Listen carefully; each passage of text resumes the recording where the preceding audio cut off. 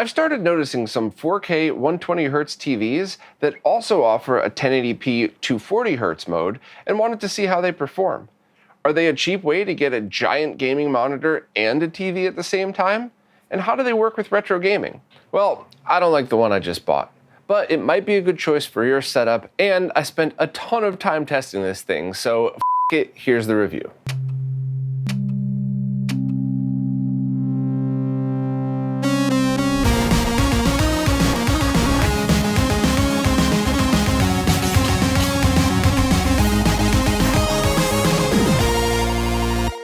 So as we do an unboxing, here's some backstory as to how all of this started. I gave my bedroom TV to my in-laws and figured this was a perfect excuse to get a new test display for my videos. My last bedroom TV ended up in tons of videos over the last 5 years and was an excellent example of a cheap, low latency TV that definitely didn't suck for the money. I have all the footage I'd ever need of that one, so I thought, how about I do something nice for my in-laws and buy a new TV that I could use both as a bedroom TV and to show some cool stuff in RetroRGB videos. I definitely needed something with features I don't have access to otherwise, so I figured a TV with a 1080p 240 mode would be perfect. Now, my last bedroom TV was a cheap LCD, and my living room TV is an LG OLED, so I was already used to the contrast between the two. I figured being used to both high and low-end TVs would allow me to go into this with realistic expectations, as I wouldn't be expecting OLED performance on a low-cost LCD TV, just the same or better than the last cheap TV from 5 years ago. So after looking through ratings.com, I settled on the Vizio MQX 50-inch QLED TV due to price and size. 50 inches is definitely right on the line of too big for my really small bedroom, but it was the cheapest option. I got it unboxed, made sure it was connected, and jumped right into testing. Now, since this is a retro gaming channel, I'm going to focus on that stuff for examples. However, things like 60 vs 120 Hz, BFI, and latency are things that could be applied to gaming of any generation. I am going to show some CRT emulation masks just to see how those look on it, but if that's not your thing, just check the timestamps and feel free to skip around to whatever's most relevant for you. Okay, let's jump in and start taking a look. All right, see what we can do with the RetroTink 4K. So let's go in. We have this set at the moment to 4K 60 output. Let's definitely go to the lower latency modes. And it says, yes. So we're already in the lower latency mode. That's pretty cool. So we're set to 4K 60, we are set to input with a Mister, and let's set Mister to direct video and get some smooth motion. We'll use the SNES core for that. All right, so we have the scroll test. It looks pretty good, but I definitely want to set this to the proper output so that we could fill as much of the screen as possible. So we're just gonna go right to 10x mode. All right, we have this still at 10x. Everything seems to be centered. So let's check out some of the settings on the TV with just basic settings in game mode. So we'll go in and we'll check out picture. Gaming mode is on. Variable refresh rate's on. Game HDR, we'll leave it as off for now.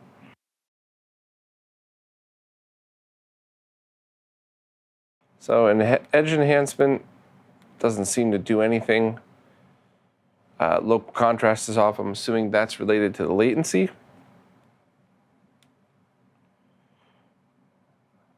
says active full array says based on the content, it dynamically adjusts and balances the brightness and contrast ratio of the picture by locally adjusting backlight zones. For video games, I imagine that's not at all what you would want to do, so I'm going to leave that off. Motion control. So this is where it's kind of interesting. It says reduces blur. So both of these judder reduction and motion blur reduction are off, so I imagine that's because of game mode.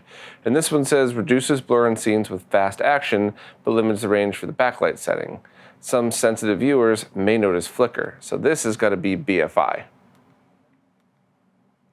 And what's probably doing is inserting a black frame between the 60 Hertz frame going to a 120 Hertz. So it does seem to increase the smoothness of motion. I mean, the motion clarity definitely does work here. Be interested to try this with BFI or with the lag tester later, and also see how it differs from what the Tink has built in. But let's leave this on and go back and see what else we got. Reduce noise, off because it's in game mode, excellent.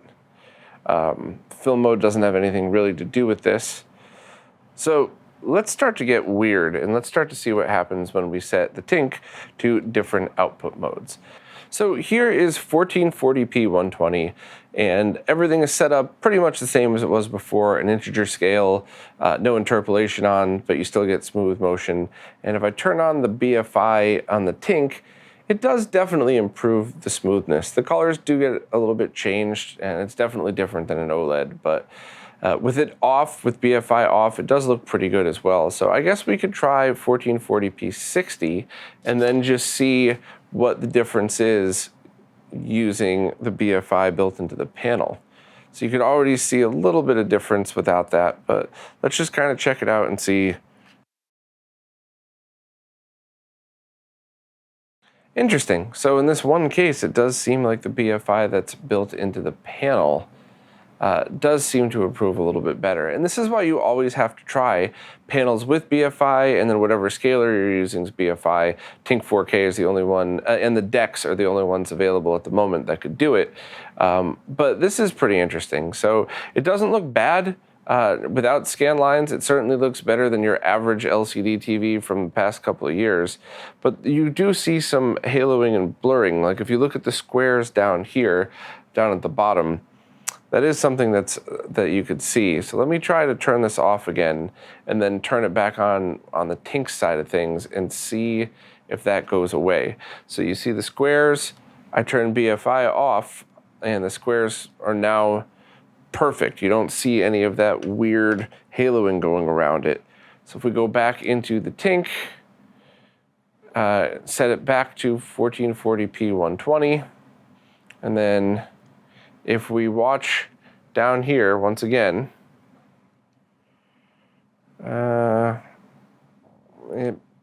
it's less. It's there, but it's less. So BFI performance isn't anywhere near what you'd see on an OLED, but it's not bad. Feel free to use the one built into the panel, but if your scaler offers BFI, give that a try too and see which looks better with the games that you're playing. Maybe the ghosting will annoy you, or maybe it won't be noticeable in some situations. So one of the things I'll be testing on all TVs from now on are how does it work with the RetroTink 4K outputting 4K 60, so you get all the sharpness and detail of scanline masks, and you turn on its BFI. But I set up a pretty close CRT emulation filter to what I've been using on my 65-inch OLED that I loved, and the first thing I noticed is there's just weird artifacts all over the screen. So I'm gonna go in and double check what I think is causing this. And it's definitely better. It's not fixed, but this is why I always turn sharpness and any other setting off, because on some TVs, sharpness does a very good job, but on this, it created some weird effect. And while this still isn't as good as the OLED, let's turn on BFI and see how it looks here. Now, the only thing that you're going to want to note is that this is once again, 60 frame per second camera, and I'm about to turn on something that's really going to kick in a 120 hertz mode. So you might get some weird flicker or something on your screen, but when we turn it on, yeah, I mean, you do still get a little bit better motion. I mean, I think the scan lines cut through pretty well, but when you add this, it definitely does improve the motion. I just overall don't really like the way this looks with this CRT scanline mask on. It looks nothing like my OLED, which is to be expected, obviously. This is a much, much cheaper panel, but I was kind of hoping for just getting lucky, I guess. But I guess we could mess around since we're here and just see if there's anything that might help. That makes it darker, but it doesn't really help some of the noisiness of it. And I did try a couple of CRT filters, but none of it looks the same. And part of it is, of course, that this is a 50-inch panel and I'm using a 65-inch OLED, so everything would physically be spaced more apart, so you'd be able to see more of the detail, but That's definitely not something that I expected for this. And I do realize that if this is supposed to be a review of a gaming TV, then why am I talking so much about the TINC4K and CRT emulation filters? Well, if you follow the RetroRGB channel, that's a pretty big deal for us nerds that like stuff like this. So now we have a time sleuth lag testing device hooked up to this for a couple of reasons. First, obviously, lag. We see that it's 12 milliseconds of latency in the upper left-hand corner. So under a frame, but kind of what you would expect for a 120 hertz panel these days. Oddly enough, 720p jumps in latency, which is rare. Usually any progressive scan signal is going to be about the same.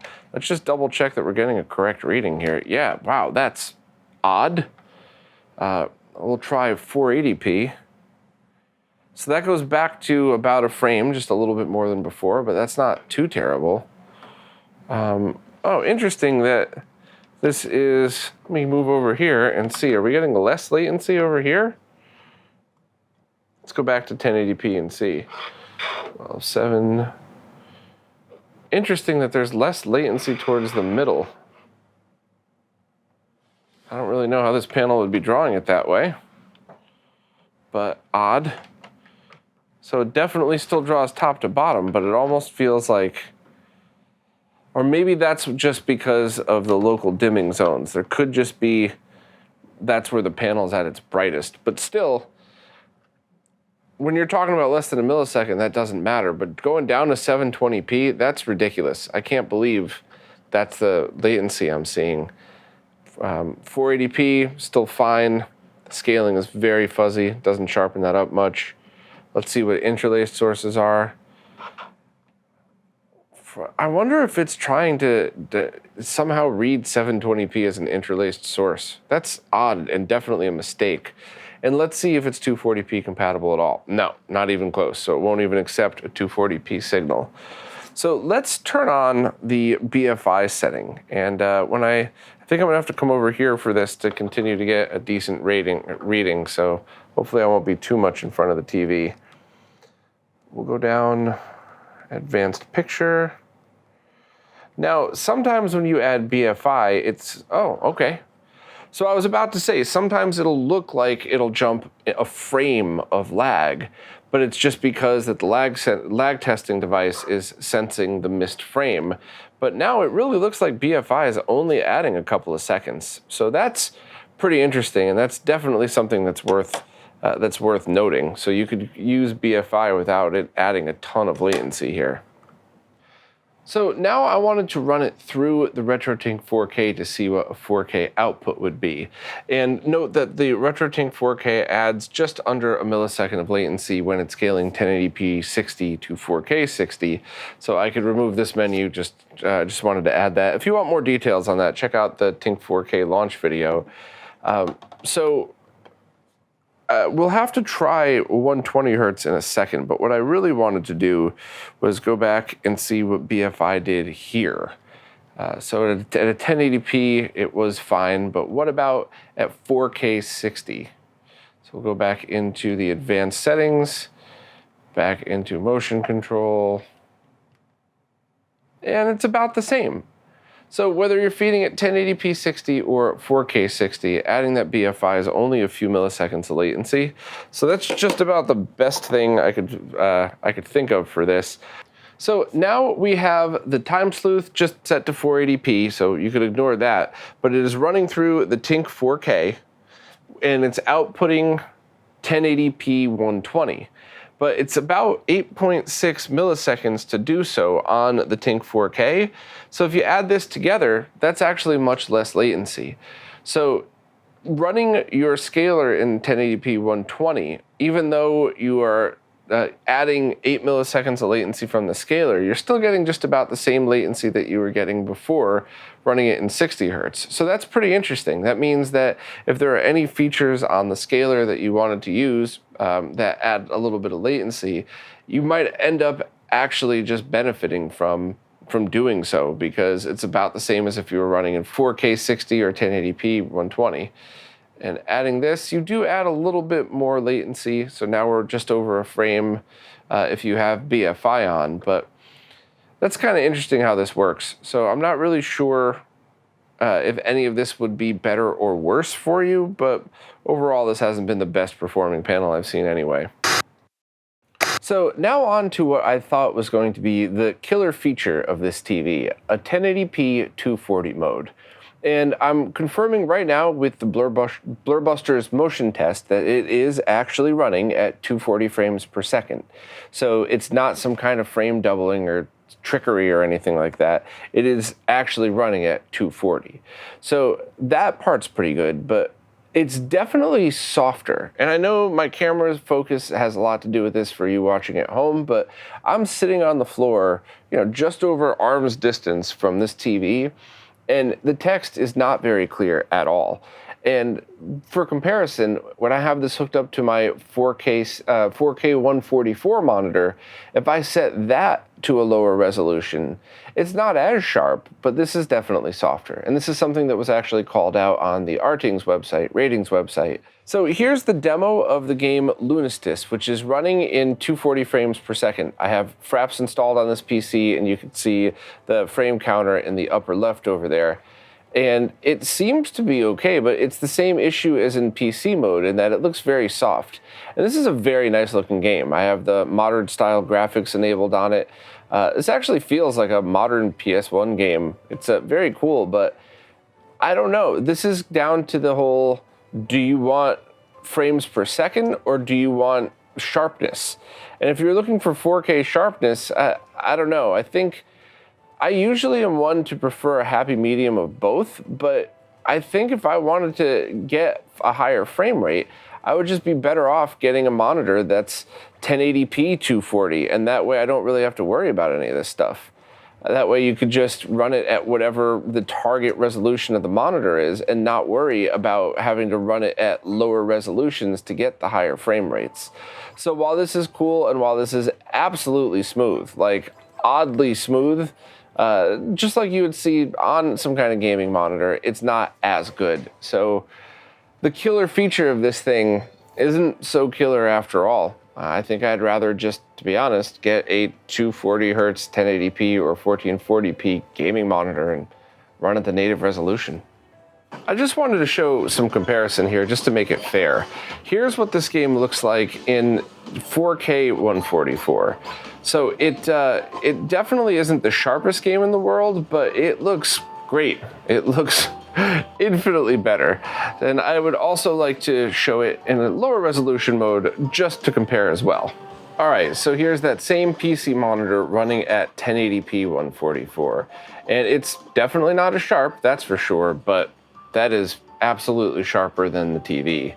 Now, it's not a massive difference, and if you were planning on using this mostly as a TV, but occasionally as a 240 Hz gaming monitor, I would say it's perfectly fine. However, if you planned on the opposite, mostly using it as a gaming monitor, but sometimes watching TV and movies on it, I would definitely recommend basically anything else. So overall, this Vizio TV isn't bad and certainly better than a lot of the other Vizios I've tested over the past few years, but it's definitely not for me. I just really want to add some perspective as to why. So consider it this way. I just gave away a 4K 60 43-inch TV that only had about 4 milliseconds of latency with 60 Hz sources. That cost about $300. While the Vizio definitely looks better, the reasons I wanted it over the old one all fall short. First, the BFI has that double image ghosting thing, which was even confirmed by ratings.com. I wasn't expecting OLED quality BFI, but that was a bit of a letdown. Also, the CRT mask emulation looked terrible. I mentioned earlier it might be the TV's size, but then I remembered I'd been testing the TINC 4K CRT emulation on a 27-inch 4K 144 gaming monitor, and it looked better both in 4K 60 as well as 1080p 120 with BFI on. Maybe the issue was the panel's BGR pixel array, but I also tried the monochrome CRT masks and it looked equally bad, so I'm not sure what the deal is with this panel. And all this just to double the latency I was used to. Now, sure, it's still under a frame, but this was supposed to be an upgrade for me. Of course, gamers running it in native 4K 120 mode will get a much better 7 milliseconds, but I'm pretty sure there's better 4K 120 TVs out there than this one for the same price. Also, the feature I was most excited to try out on this and thought maybe it could have been something that I showed and used throughout lots of future RetroRGB videos was the 240Hz mode. And for me personally, I just didn't like the way it performed. I'm sure it's perfectly acceptable for tons of 240Hz gaming scenarios, but I found it to be too soft, and also it wasn't very compatible. I had tested a whole bunch of other devices that can do 1080p 240, and some showed some stutter, others wouldn't work at all, and I didn't want to waste time talking about that here because some of those could have also been my fault for setup or anything like that. But I just don't think this is the retro gamer's 240Hz TV. Also, something to seriously consider is that if you did want a higher refresh rate monitor, for less than half the price of this display, you could get a 1080p 240 monitor and run that same exact signal in the native resolution of the panel, allowing for that same faster refresh rate, but with a much sharper image. Heck, there's even 1440p versions. Now, all my complaints aside, there's an excellent chance that this TV is the perfect match for your budget and use case. It's very bright, all of the 24p stuff translates really well to 120 without any of that crappy motion interpolation on there, and it does have a bunch of apps and features built in, and it is a pretty decent size. I think there are a lot of people out there that might really like this TV, but for me personally, I'm going to be using it as a RetroRGB test monitor and also basically as a nightlight in my bedroom for a few minutes every night. And at that $550 price point, almost twice what that LG LCD TV that I used all the time that I bought 5 or 6 years ago cost, I just cannot justify the price. I would really need something that has features that I could use in tons of videos and not just a pretty neat bedroom TV. So unfortunately, this one is going to have to get returned. It just doesn't perform the way I hoped. But if you're on the fence about it, maybe give it a try and just make sure to buy it from a place that allows returns, just in case your use case lines up with mine and you end up not liking it at all. Well, that's it for this time. If you liked this video, consider helping the channel out by using affiliate links to get the same stuff you were going to get from Amazon and eBay at the exact same price, but we get a small cut. Also, if you really like this channel, please consider signing up for any of the monthly support services, as that's what's keeping all of this stuff going. Thanks for watching, and I'll see you next time.